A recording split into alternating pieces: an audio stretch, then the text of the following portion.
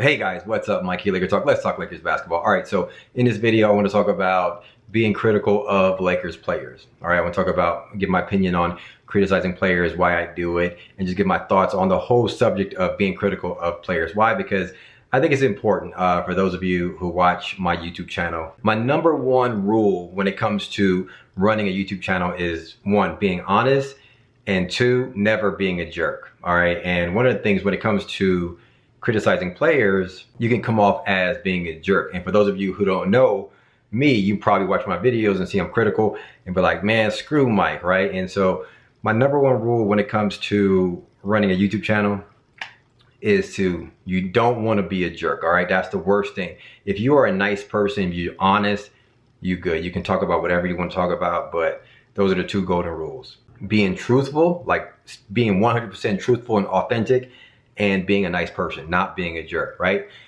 But the problem is this: when it comes to sports, sports is a subject, is a category based on opinions and being critical of players historically. It's just a fact. It's the nature of sports talk radio, right? You're always going to have, and when it comes to me in particular, there's some people who try to take the route of not wanting to give strong opinions. They just want to kind of like stay afloat. To me, that's not the way I think what makes a sports talk person successful. You gotta have strong provocative views, all right? You gotta have or strong provocative opinions. You don't have to be a jerk.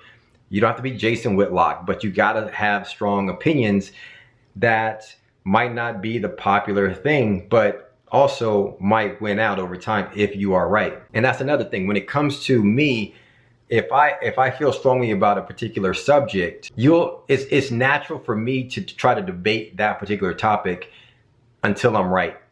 Okay, now, truthfully, there might be certain situations where I'm wrong. There's a few topics where I've debated for months and months and months and months, and I was wrong on it. One being D'Angelo Russell.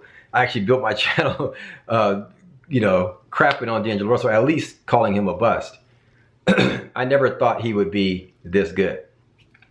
Like, the dude is getting $30 million a year in the NBA, and he was an all-star last year. I never thought, when I was crapping on D'Angelo Russell, I didn't think he would be that good. And was I wrong on D'Angelo Russell? Yes. Was I wrong on Jahlil Okafor? Yes. The dude hasn't panned out the way I think we all thought when he was in college, right?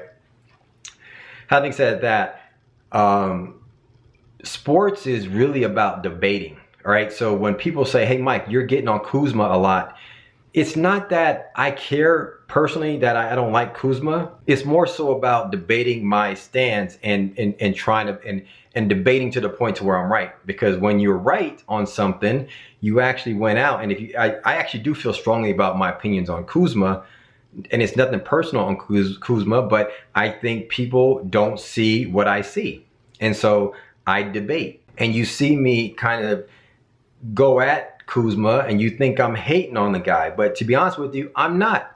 And it's like, it trips people out because people don't see the fact that me being critical of players is not personal.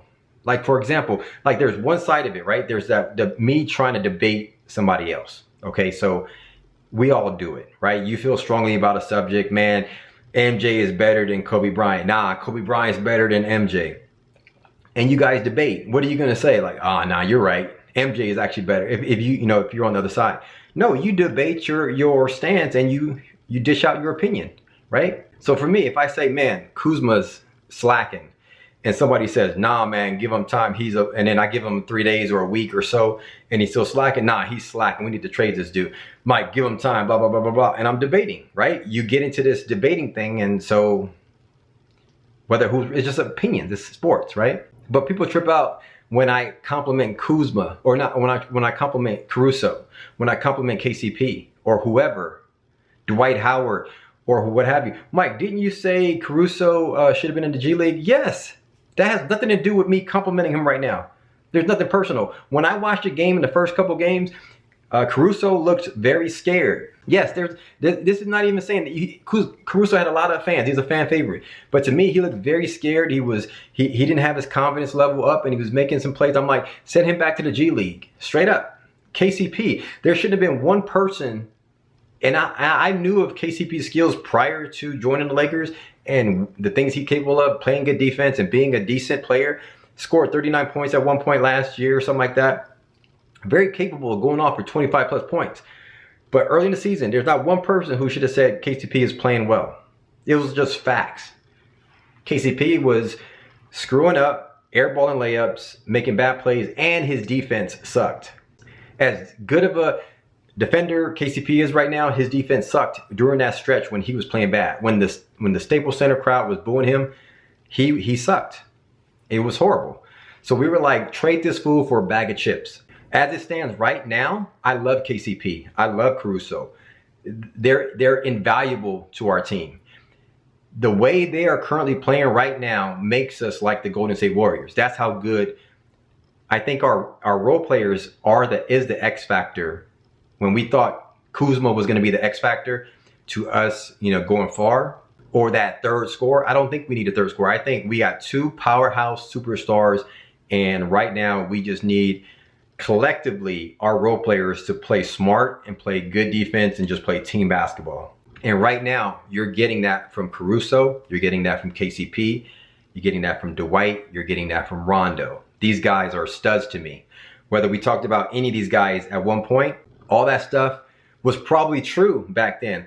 Right now they are balling. They are critical to the success and vital to the success of our team. So when somebody says, Mike, didn't you not like Dwight? Didn't you think he was stiff when he played in preseason and all this stuff? Of course I did. And was I impatient? Sure. But those opinions of what I said about a player was true. I didn't say at the time, we need to get rid of this guy. I said he looked like he got two concrete legs. He looked very stiff. A few weeks later, the dude looks like he took a shot of steroid or something and he's playing out of his world, whatever it may be. I love the guy now. And it doesn't mean that, so when I criticize Kuzma right now, seriously, it's not personal. When I criticize Kuzma right now, part of it is me bickering back and forth with somebody just debating a sports topic, right? Me trying to be right, this person trying to be right. And we're dishing out insults or whatever on a particular player. It seems like insults. It's probably not fair to, in hindsight, to really dish out insults on a particular player. You don't want to be rude, whatever. But that's just sports, man. I mean, come on. You're going to talk trash, it's just talking trash, basically. So when I'm dishing out something, and then if Kuzma plays well, let's say he turns it around, and he starts doing everything that I think he should be doing, boxing out, becoming a better defender, getting his hands on balls, being smart, being involved in the play, being active on both ends, even when he's not scoring, right? If he's starting to do these things, and I'm like, damn, Kuzma's actually changing around, because I actually saw when KCP was turning it around, I'm like, KCP's doing, he's passing. KCP right now, he's passing the ball. He's a team player. He's an excellent team player. Where before, he was jacking up shots thinking he was Kobe Bryant. Bad shots. 3-pointers on a break. KCP's not doing that right now. It's mind-blowing how much of a 180 he's done. So hypothetically, let's just say Kuzma starts playing well. And he starts playing well over the next 3-4 games in the stretch. 2 weeks from now, 3 weeks from now, we look back and we go, Kuzma is actually changed. He's balling now. Let's say he's averaging 10 points, but he's D'ing up. He's getting his hands on balls. He's becoming part of the offense more than just sitting out there waiting for the pass. And he's just doing little things, right? He's now becoming more involved. He's becoming a Caruso. Just think about Caruso, right? Just whatever Caruso does, he's involved in the play in many different aspects, right? Hypothetically, yes, Kuzma's not a guard, so he can't be involved in the plays like that. But you know what I mean. He's more involved in things. Defense, he's blocking out, he's picking up fouls, he's taking charges, whatever it may be. And I start saying, I love Kuzma right now. That should be okay. It shouldn't be keep that same energy when you criticize him. I'll say, guess what? When I criticize him, I was right. To be honest with you, when I criticized D'Angelo Russell, I was right. I did call him Jared Jack, but I mean, that's when I say I'm wrong about D'Angelo Russell, because I never thought he was going to be this good. But the point here is when I criticize him, when we criticize Julius Randle, we all criticized Julius Randle at one point. And then the last year before he had that contract with the Pelicans, Julius Randle was playing like an all-star, straight up. You guys don't remember that, right? We were all in love with Julius Randle. But prior to that, he was like a bull in a china shop, just messing up. He was messing up. It was like bonehead stuff. I was getting on Julius Randle like to the point to where I actually got blocked. Lance Stephenson, was a funny story. Lance Stephenson actually tweeted at me. I tweeted back at him and then he blocked me because he called me a clown or something like that. He thought I was like, he's like, these internet bloggers don't know what they're talking about. And he called me a clown and I was like laughing, and I shot back at Lance Stephenson because I guess Lance Stephenson is friends with Julius Randle, and a lot of my YouTube videos and things, they get viewed. That's why D'Angelo Russell actually blocked me very early in when I started my YouTube channel. Because YouTube recommends, because you guys watch my videos, give my videos a lot of likes. It's very popular in the Laker sort of like category, and so if you like the Lakers and watch a lot of Laker videos, my videos get recommended by YouTube a lot to play people. Like over 75% of people who finds my videos, actually it is found by YouTube recommending them on their homepage and stuff like that, like in the recommended section. Point here is my videos get, so a lot of NBA players watch my stuff.